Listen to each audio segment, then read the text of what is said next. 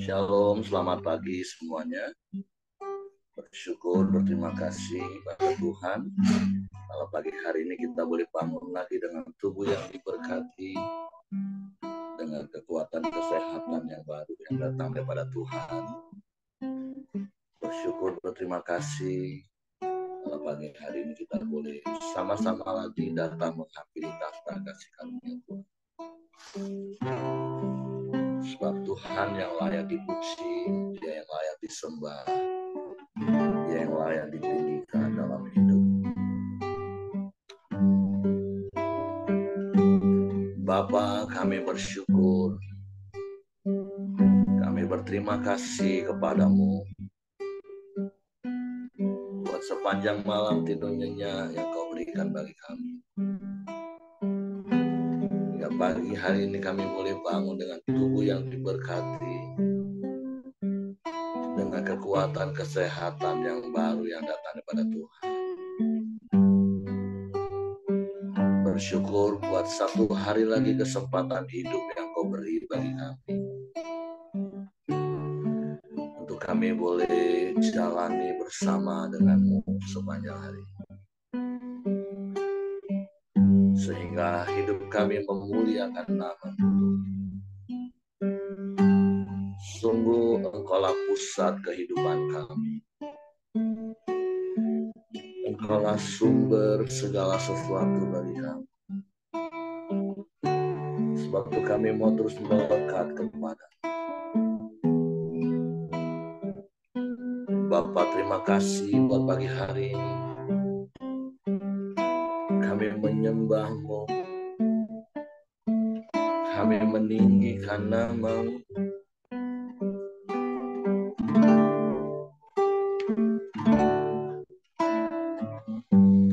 Ku hidup karena anugerah-Mu. Ku hidup karena kasih-Mu. Kaulah sumber kehidupanku.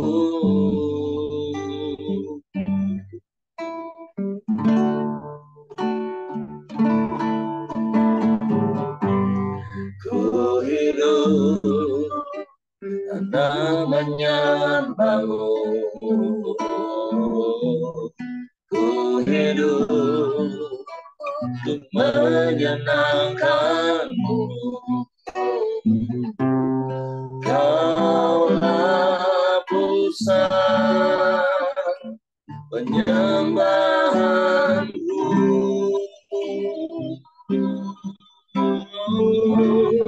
Kau yang layak,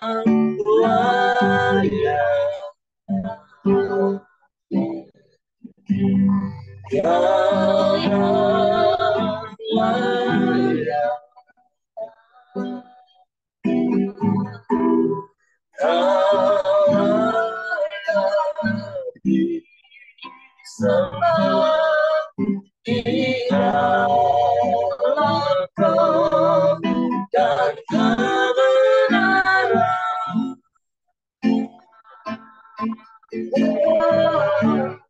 Kau yang layak, Kau yang layak, Kau layak disembah, ditinggikan untuk selamanya.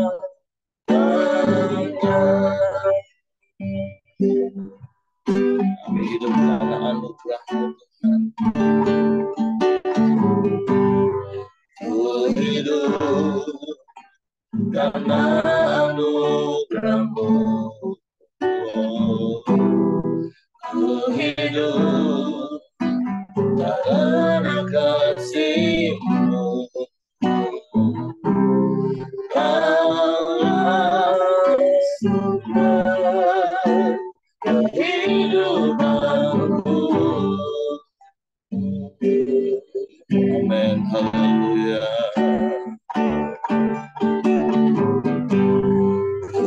hidup untuk menyembahmu, hidup untuk menyenangkanmu. Kau pusat penyembahanku, Kau yang layak, Kau yang layak,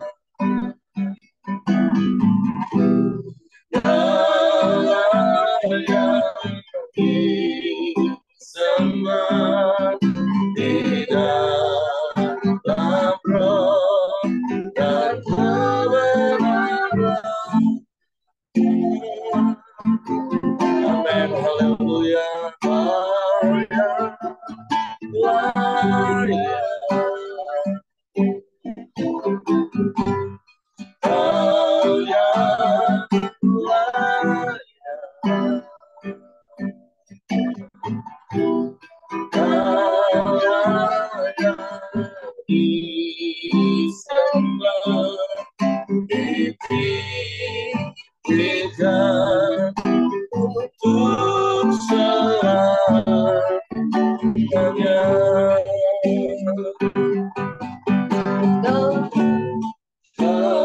layak,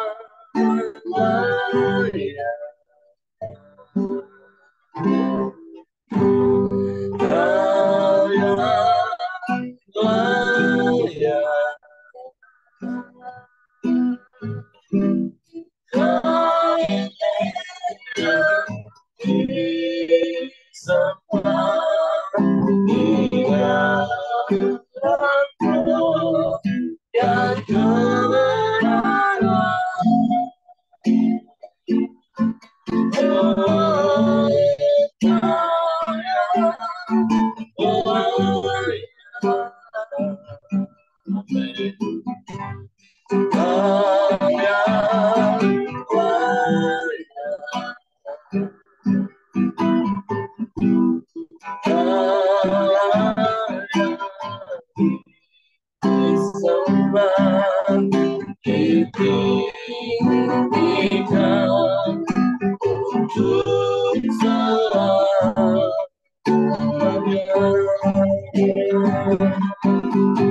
Kau yang layak ditinggikan, Kau yang layak ditinggikan,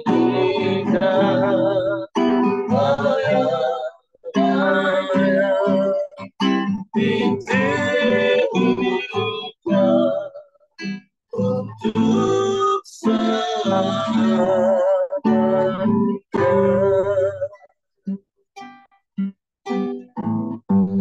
Sebab Engkau yang layak ditinggikan dan disembah.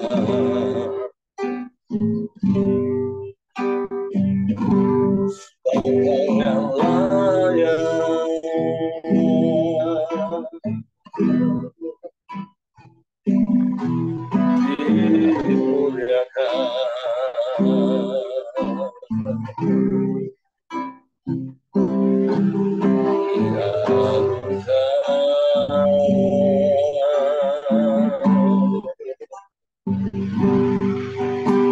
kami sembah,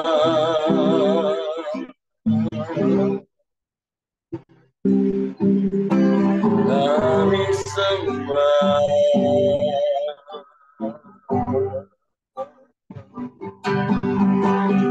pujilah namamu,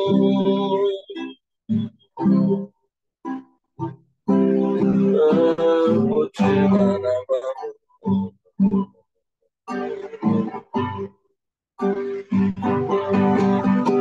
Ya Allah,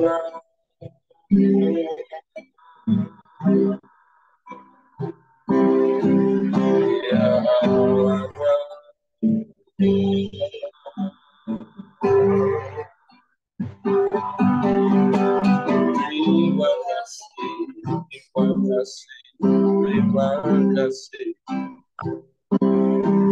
Kami puji Engkau, kami pujikan nama-Mu, kami tinggikan,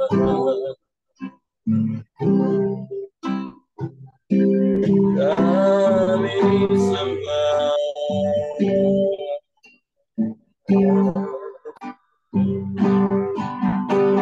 Ya Allah, ya Allah,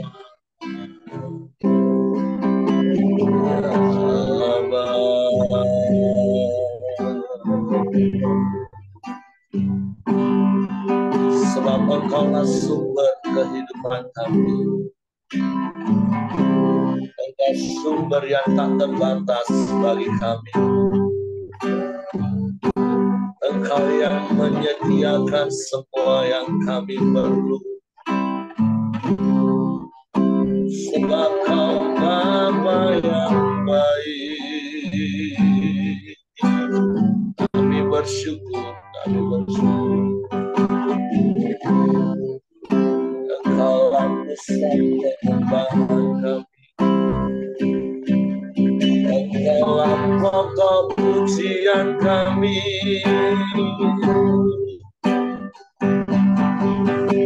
Kami sembah, kami puji, kami tinggikan nama-Mu, Yesus.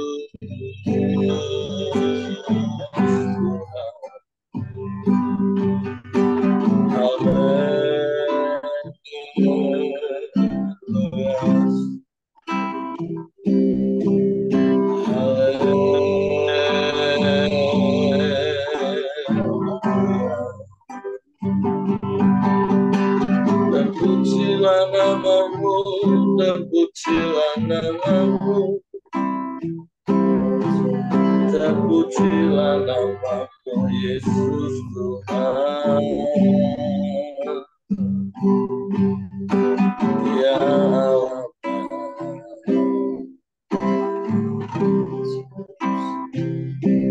ya Allah.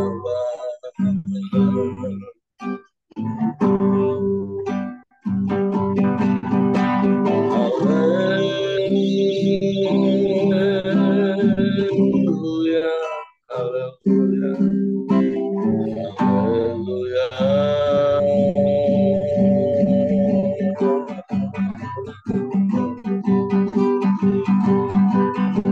Ya Allah.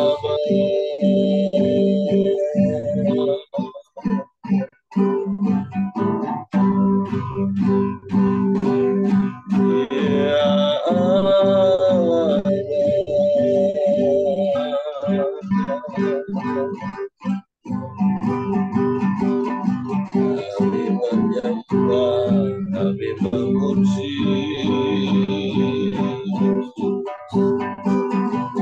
kami meninggikan nama-Mu,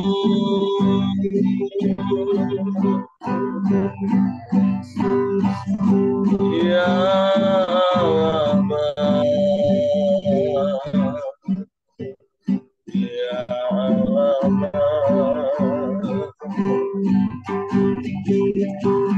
Kami sembah,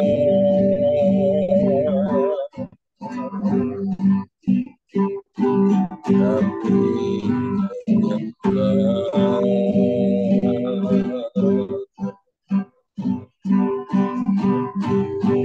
kami puji, kami sembah, kami muliakan nama-Mu, Yesus Tuhan.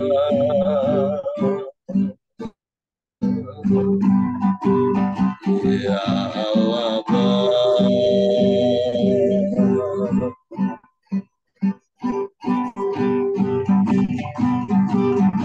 ya Allah.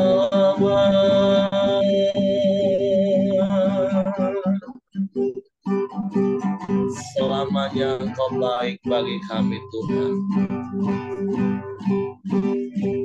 Dan Engkau yang menyatakan kebaikan-kebaikan-Mu setiap hari dalam hidup kami. Sebab tak berkesudahan kasih setia-Mu selalu baru setiap pagi dalam hidup kami. Bersyukur, kami bersyukur, kami menyembah.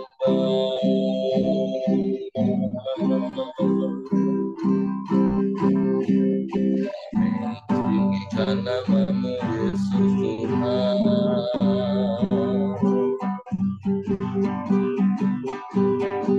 Ya Allah Bapa,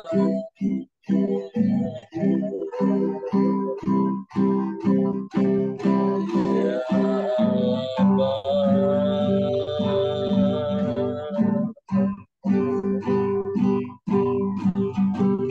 kami sembah.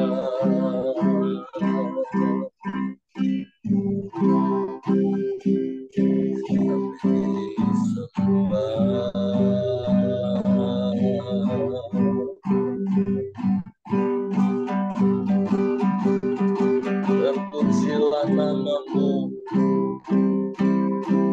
terpujilah nama-Mu. Engkau Allah yang mengasihi kami,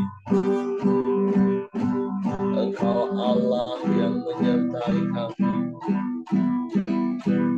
Kami tak takut, kami tak gentar, sebab Engkau El Shaddai beserta kami. Engkau yang memberkati kami, Engkau yang menolong kami, Engkau yang memelihara hidup kami. Kami bersyukur, kami bersyukur,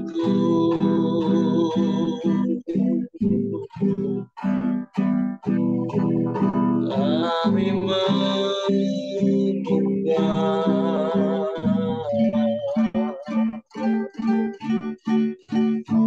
kami tinggikan nama-Mu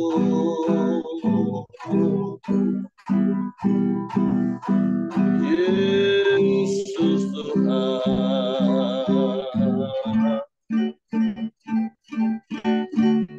Yesus Tuhan.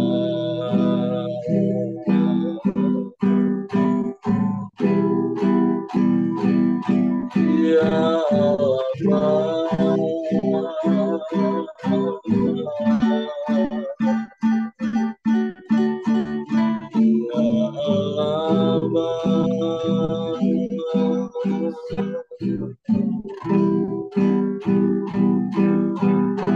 terpujilah nama-Mu,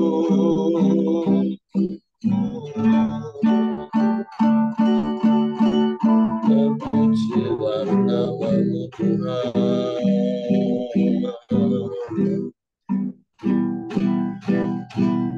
Kami sembah, kami tinggikan Engkau, kami muliakan nama-Mu.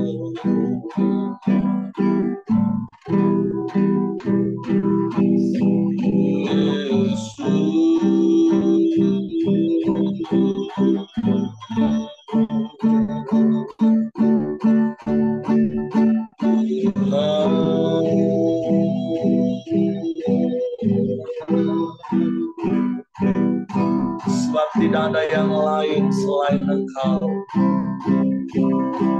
tidak ada yang sama seperti-Mu.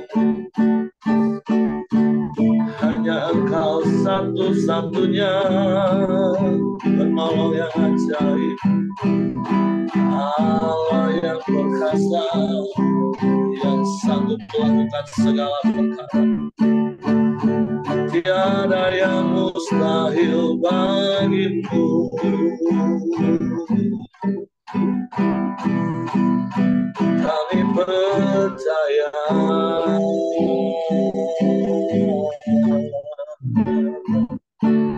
hanya padamu.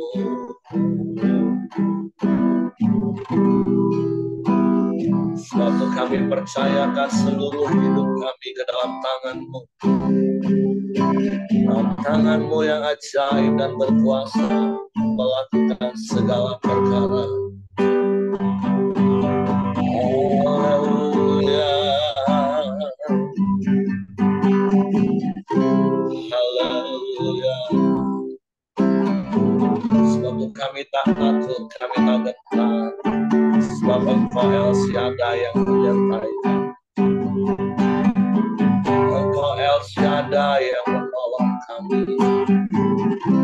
yang menjaga kami. Bahkan Engkau El Shaddai yang memberkati hidup kami, Tuhan.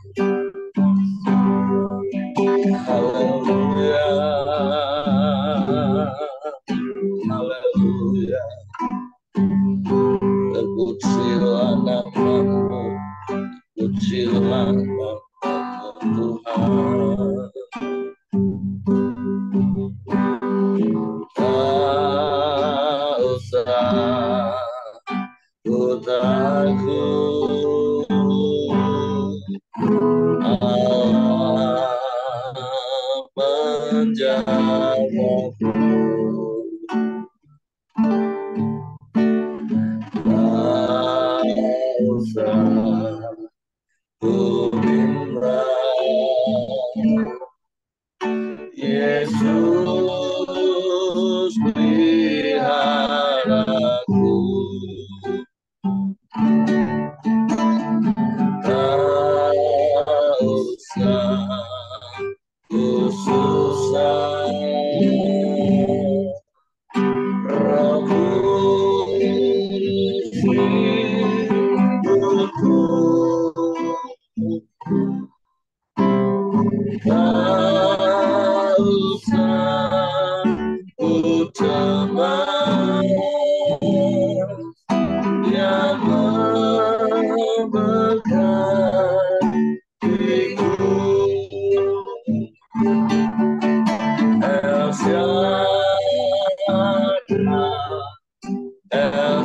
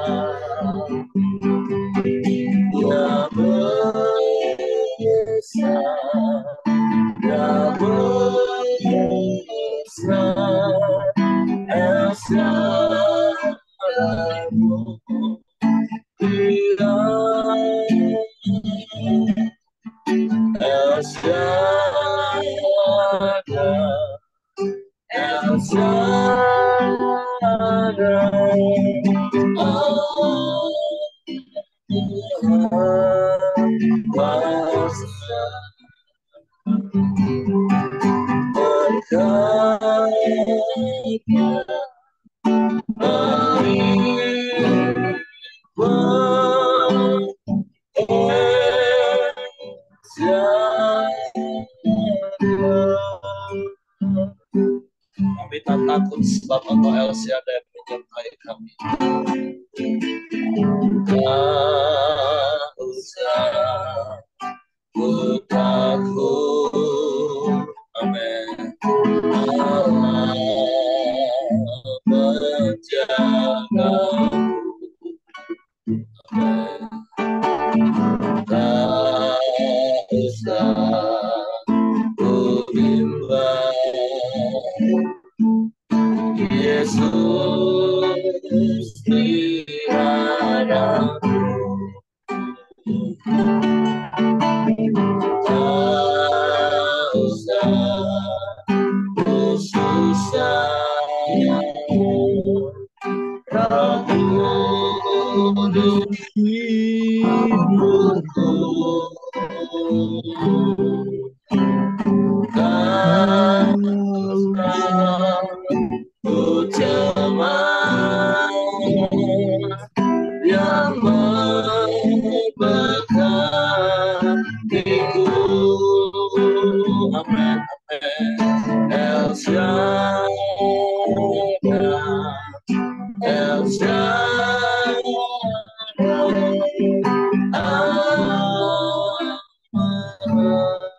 kuasa yang besar, yang besar, esaraiku,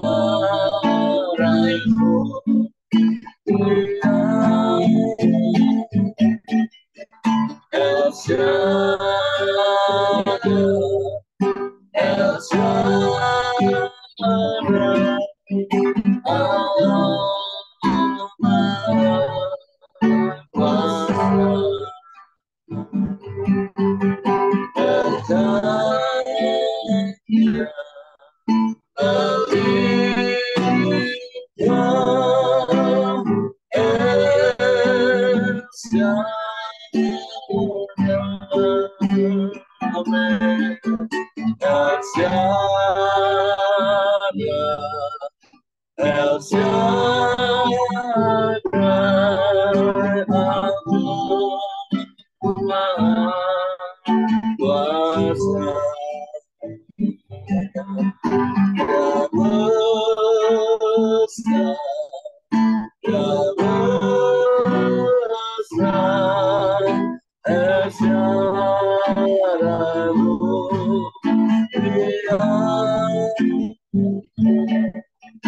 El Shaddai, El Shaddai, Allah Maha Kuasa, berkarya melimpah,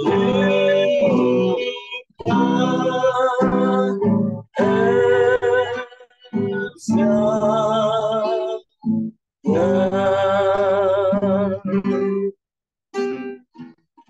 Sungguh kami punya Allah El Shaddai, Allah yang maha besar. Sebab itu kami tak takut, kami tak gentar menjalani hari-hari kami, menghadapi siapapun, menghadapi apapun. Karena kami percaya yang menyertai kami Allah El Shaddai, Allah yang memberkati hidup kami, Allah yang menolong kami, Allah yang berkuasa melakukan segala perkara. Dan tidak ada yang mustahil bagimu. Sungguh kami bersyukur, kami hidup berpusatkan padamu, bersumber padamu Allah El Shaddai. Engkau sumber kekuatan, Engkau sumber kesehatan, Engkau sumber jawaban, Engkau sumber pertolongan, Engkau sumber segala yang kami perlu. Bapa, terima kasih. Pagi hari ini kami siapkan hati kami lagi untuk firman. Roh Kudus, tolong kami untuk mengerti dan memahami firman-Mu, sehingga kami percaya firman-Mu dan kami melakukannya dalam nama Yesus kami sambut firman-Mu. Haleluya, haleluya. Amin.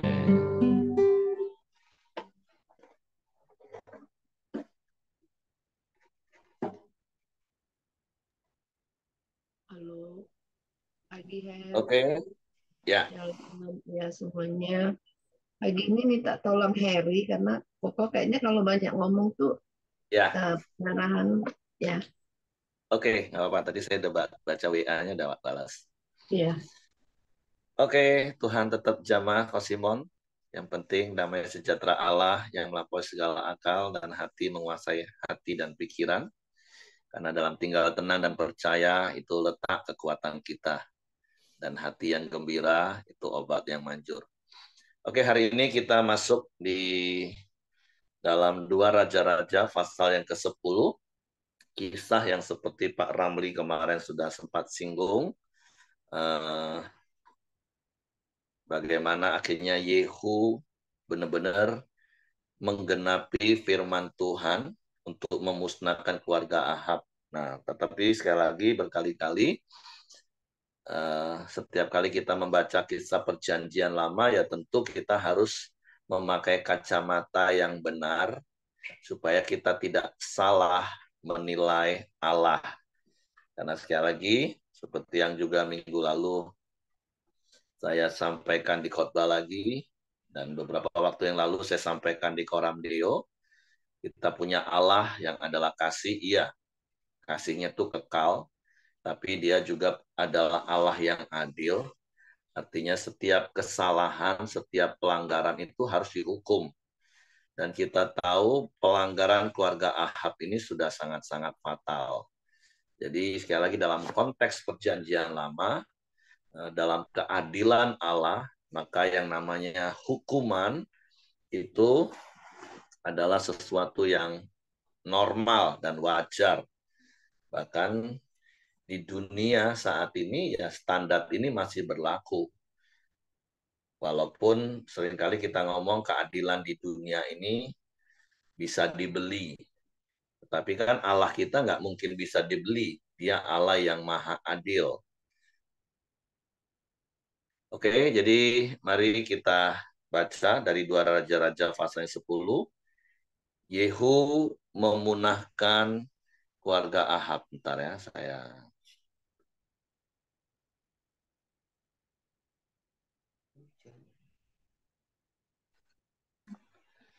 Ahab mempunyai 70 orang anak laki-laki di Samaria. Yehu menulis surat dan mengirimnya ke Samaria kepada pembesar kota itu, kepada para tua-tua dan kepada para pengasuh anak-anak Ahab, bunyinya.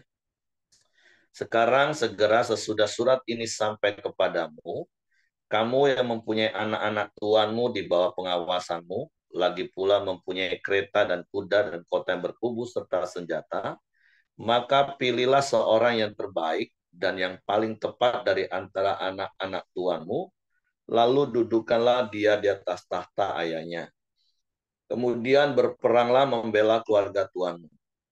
Tetapi mereka sangat takut dan berkata, sedangkan kedua raja itu tidak dapat bertahan menghadapinya. Bagaimana mungkin kita ini dapat bertahan? Sebab itu kepala istana dan kepala kota, juga para tua-tua dan para pengasuh mengirim pesan kepada Yehu, bunyinya. Kami ini hamba-hambamu dan segala yang kau katakan kepada kami akan kami lakukan. Kami tidak hendak mengangkat seseorang menjadi raja. Lakukanlah apa yang baik menurut pemandanganmu. Kemudian Yehu menulis surat untuk kedua kalinya kepada mereka, bunyinya. Jika kamu memihak kepadaku dan mau menurut perkataanku, ambillah kepala anak-anak tuanmu dan datanglah kepadaku. Besok kira-kira waktu ini ke Israel. Adapun ke-70 anak raja itu tinggal bersama-sama orang-orang besar di kota itu yang mendidik mereka. Tak kala surat itu sampai kepada mereka, mereka mengambil anak-anak raja itu, menyembelih ke-70 orang itu, menaruh kepala orang-orang itu ke dalam keranjang, dan mengirimkan semuanya kepada Yehu di Israel.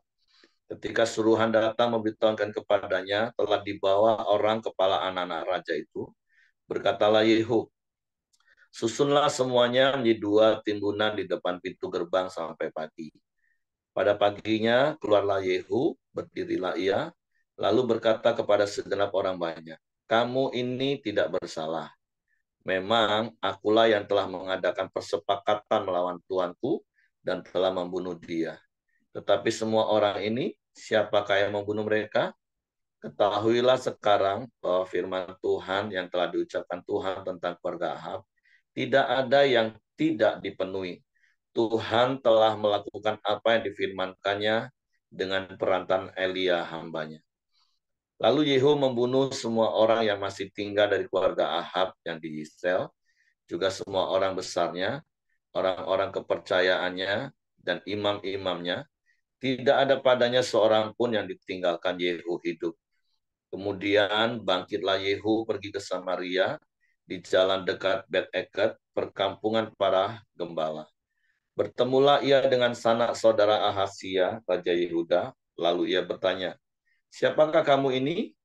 Jawab mereka, kami adalah sanak saudara Ahasia, dan kami datang untuk memberi salam kepada anak-anak raja dan anak-anak ibu suri. Berkatalah Yehu, tangkaplah mereka hidup-hidup, Lalu ditangkaplah mereka hidup-hidup dan disembelih dekat perigi Bet-Eker 42 orang, dan tidak ada seorang pun ditinggalkannya hidup daripada mereka. Setelah pergi dari sana, bertemulah ia dengan Yonadab bin Rekab yang datang menyongsong dia. Ia memberi salam kepadanya serta berkata, apakah hatimu jujur kepadaku seperti hatiku terhadap engkau? Jawab Yonadab, ya. Jika ya, berilah tanganmu. Maka diberinyalah tangannya, lalu Yehu mengajak dia naik ke sampingnya ke dalam kereta. Berkatalah Yehu, marilah bersama-sama aku, supaya engkau melihat bagaimana giatku untuk Tuhan. Demikianlah Yehu membawa dia dalam keretanya. Setelah Yehu sampai di Samaria, maka ia membunuh semua orang yang masih tinggal dari keluarga Ahab di Samaria. Ia memunahkannya sesuai dengan firman yang diucapkan Tuhan kepada Elia. Nah, jadi memang seperti yang saya katakan tadi, kalau kita baca secara hurufiah dan kita bayangkan kejadian peristiwanya, ya seperti bahasa yang kemarin Pak Ramli katakan, ini sadis banget. Walaupun mungkin di zaman modern seperti ini, masih ada kelompok-kelompok yang mempraktekkan hal seperti ini, dan bagi pandangan umum itu sadis banget. Main potong kepala orang, ditumpuk seperti batu. Tapi sekali lagi, yang saya mau sampaikan, kita harus membaca dan memandangnya dalam konteks ini perjanjian lama, pada zaman ribuan tahun yang lalu, yang hal-hal seperti ini dianggap wajar dan oke. Dan kata kuncinya sekali lagi, yang perlu kita ingat, ini adalah keadilan Allah. Orang yang bersalah itu harus dihukum, bukan saja secara personal, tapi bahkan secara kelompok, bahkan bangsa. Karena sama seperti yang minggu lalu juga saya sampaikan, pilihan Allah juga mulai dari secara personal, di Adam, terus mulai di keluarga Nuh, Abraham, Ishak, Yakub, Musa, bahkan sampai kepada satu bangsa, yaitu bangsa Israel. Nah, tapi berimbangan dengan hal itu, keadilan Allah juga bisa dinyatakan ketika orang pilihannya pun melakukan kesalahan, maka konsekuensi dari kesalahan atau dosa itu juga harus mereka tanggung. Walaupun sekali lagi bersyukur kita di dalam perjanjian baru, di dalam perjanjian karya salib, kita dipilih dalam pilihan yang kekal, artinya ada kasih karunia yang membuat kita terus mendapatkan pengampunan tanpa batas, walaupun tentu bukan berarti kita jadi salah menanggapi dan meresponi kasih karunia Allah dengan berbuat dosa sesuka-suka kita, karena kita tahu Allah akan tetap mengampuni. Bukan seperti itu. Tapi justru ketika kita mengerti kasih karunia Allah, itu yang membuat kita semakin mengasihi Allah dan semakin taat kepada Tuhan. Karena sejak dalam perjanjian lama pun firman Tuhan katakan ketaatan itu akan mendatangkan berkat.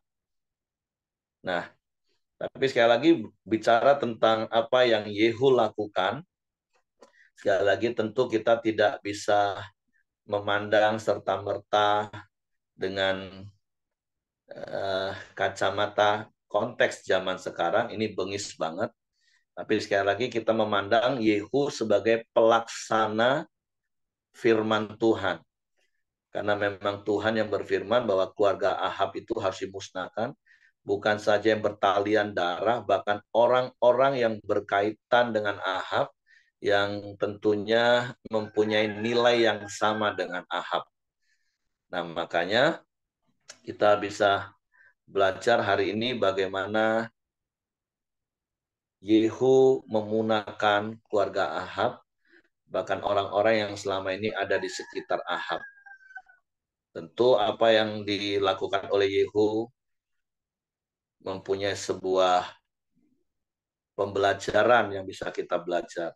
Contoh tadi Yehu menyuruh orang-orang yang mendidik anak-anak Ahab untuk menyembelih anak-anak Ahab. Dan mereka lakukan. Tapi setelah itu mereka juga dimusnahkan. Karena tentu Yehu berpikir ini orang apa ya? Kalau di bahasa oportunis, sorry. Kalau di bahasa politik ini orang-orang oportunis. Orang-orang yang ikut menang. Angin ke kanan, bertiuplah dia ke kanan. Angin ke kiri, ikutlah dia ke kiri. Ikut menanglah pokoknya. Nah, dengan orang-orang seperti ini kan bahaya. Makanya Yehu pun memusnahkan mereka.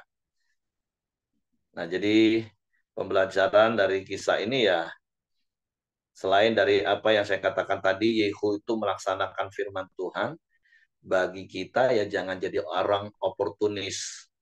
Pokoknya ikut menanglah, sehingga kita bisa bercabang lidah, kita bisa bermuka dua dengan si A. Kalau kita lihat si A ini bakal menguntungkan kita, kita ikut dengan dia. Nanti kalau kira-kira si A ini sudah mulai bakalan bangkrut dan roboh karena ada si B yang lebih hebat, kita ikut si B. Nah, itu tentu sikap hati yang nggak boleh ada dalam hidup kita. Jangan jadi orang yang oportunis. Nah, kan menjelang tahun politik seperti ini akan banyak muncul dan akan banyak kelihatan orang-orang oportunis. Orang yang tadinya loyal kepada satu kelompok, tiba-tiba dengan mudahnya bisa berbalik. Walaupun tentu tidak semua itu didasari dengan oportunisme, Bapak Ibu ya. Tapi mari kita belajar menilai segala sesuatu itu dengan bijak. Nah, saya akan lanjutkan kisah ini di ayat 18. Yehu menghapuskan penyembahan Baal. Nah, dari judulnya saja kita bisa tahu. Ternyata kan bukan cuma keluarga Ahabnya yang dimusnahkan, tapi dosa keluarga Ahab itu yang dimusnahkan juga.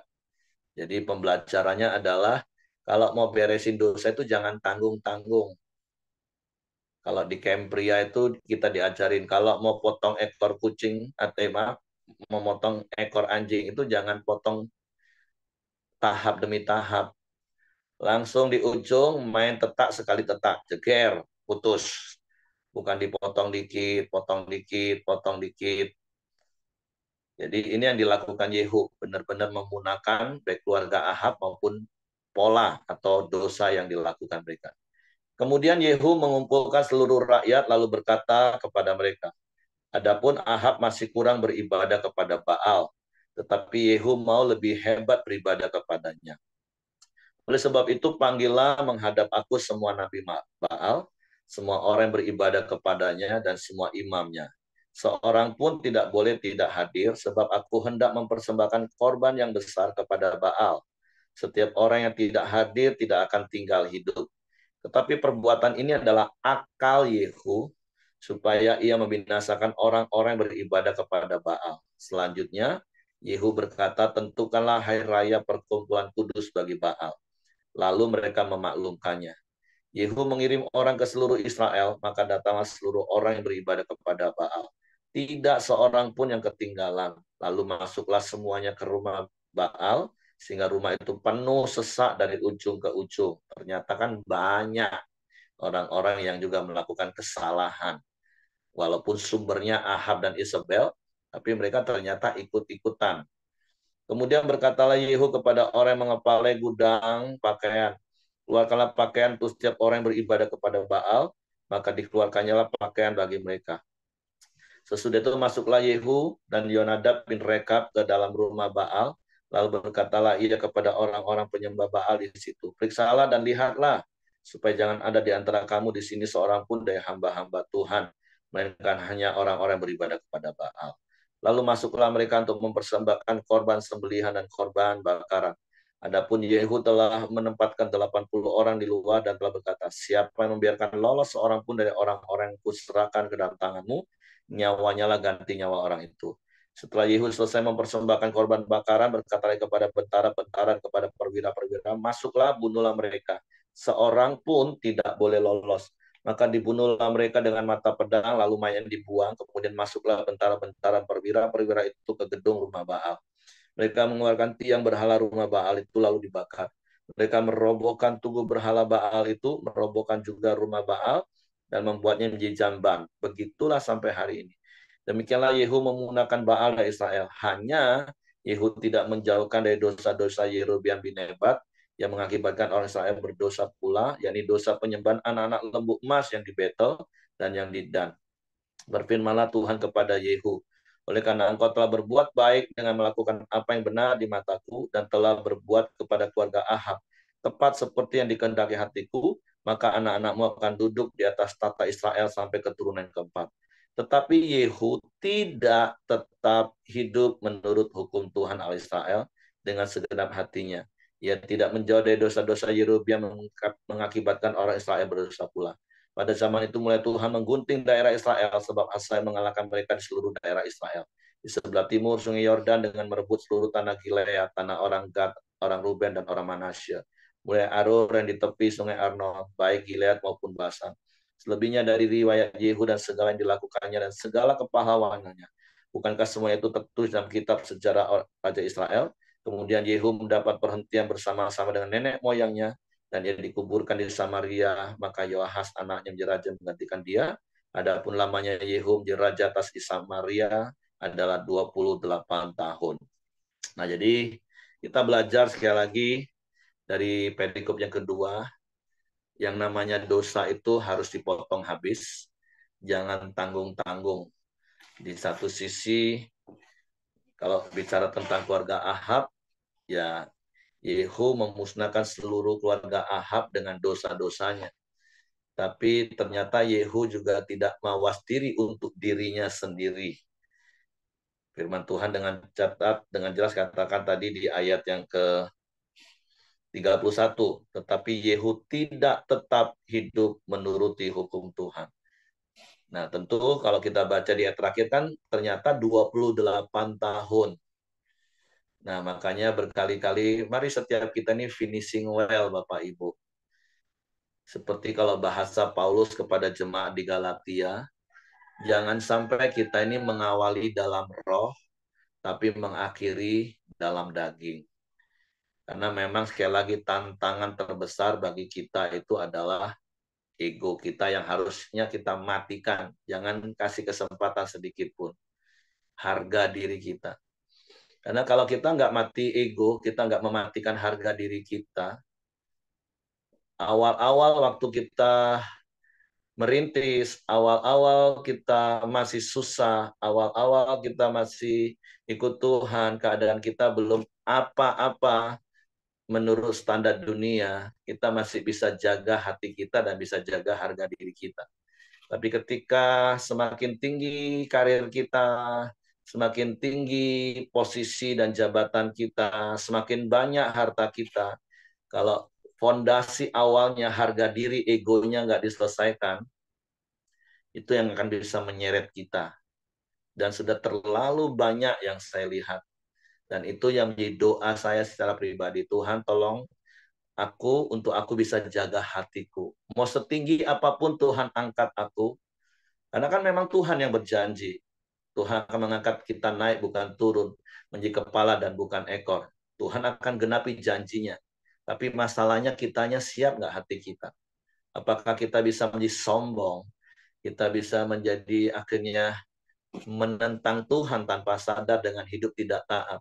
Makanya berkali-kali seperti yang saya katakan lagi di khotbah kemarin hari Minggu, ya satu-satunya bukti kita mengasihi Tuhan itu ya taat sama Tuhan. Tapi kan mungkin kita juga sering melihat dan menjadi doa saya kita nggak jadi pelakunya.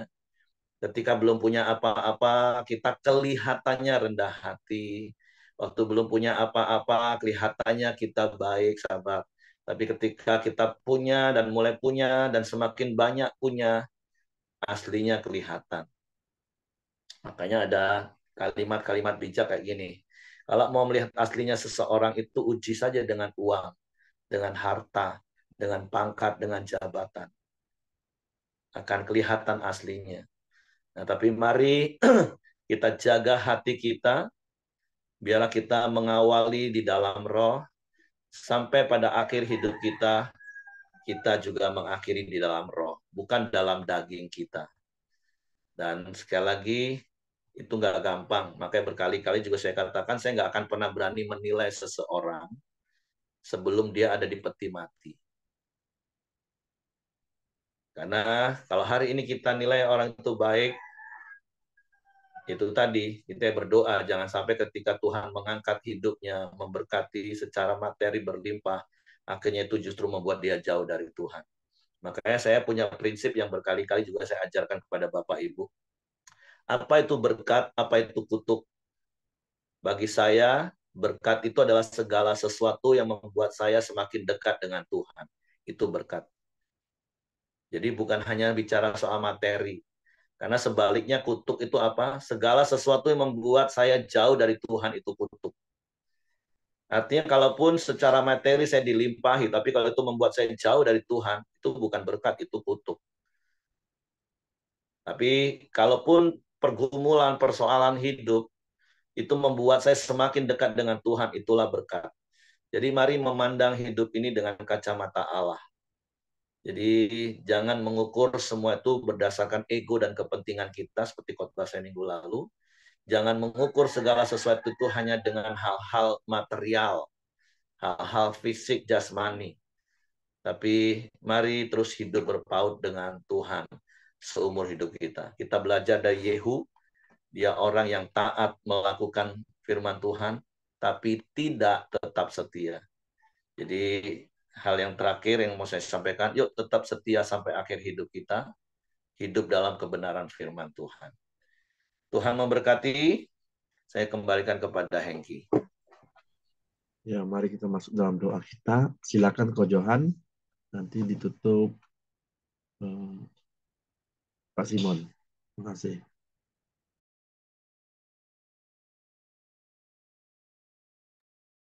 Ya, mari kita berdoa. Bapak, terima kasih atas kebaikan-Mu. Kami sudah memuji, menyembah, mendengarkan firman-Mu. Biarlah firman sepanjang hari ini yang kami dengar, dapat kami renungkan, dapat kami pahami, dan kami hidupi ya Bapak. Ajar kami untuk bergantung dengan firman dan kebenaran-Mu, Tuhan. Pimpin, tuntun, kuasa hidup kami ya Bapak.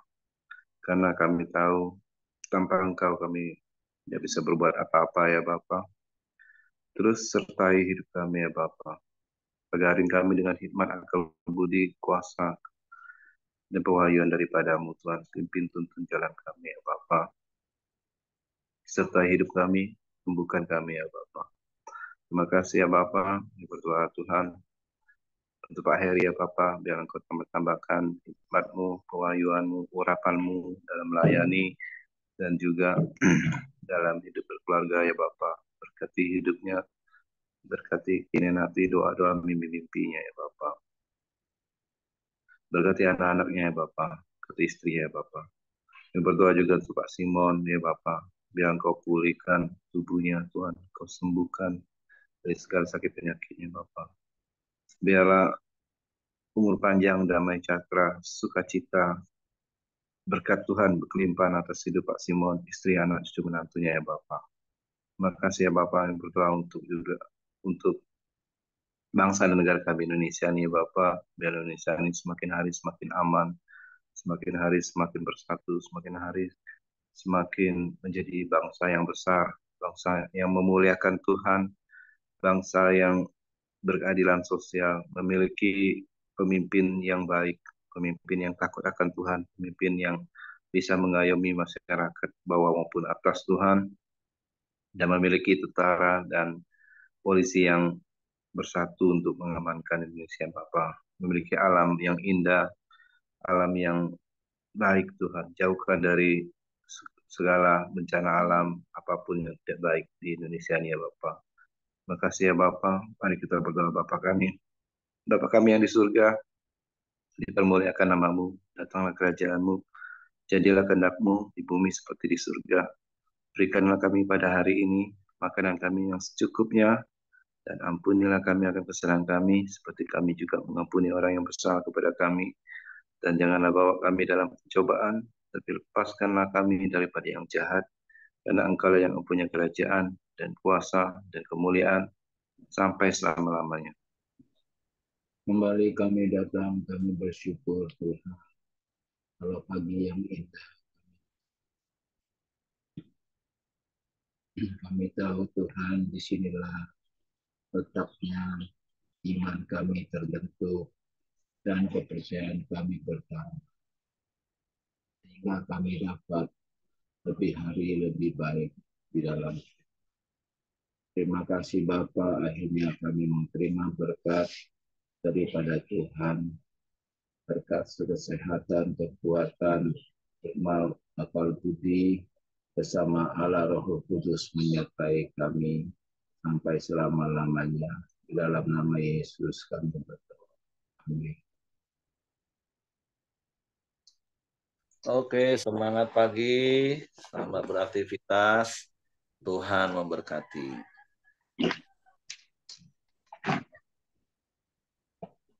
Jam berapa terbang kau? Mau ke dokter Rudi dulu, tanya dulu boleh Bang, enggak takutnya kan dia mau